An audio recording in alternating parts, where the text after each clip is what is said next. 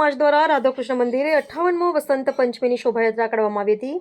તેમાં દાહોદ તથા આજુબાજુ ગામના ડબગર સમાજના ભાઈઓ તથા બહેનો વસંત પંચમીના પાવન અવસરે શોભાયાત્રામાં જોડાયા હતા અને ભવ્યથી અતિભવ્ય રાધાકૃષ્ણ મંદિરથી નાના ડબગર વાડ, જૂની કોટ, ગાંધી ચોક, નેતાજી બજાર, હનુમાન બજાર, ગૌશાળા થઈ પરત રાજા કૃષ્ણ મંદિરે આરતી પૂજા કરી સમાપન કરવામાં આવ્યું હતું.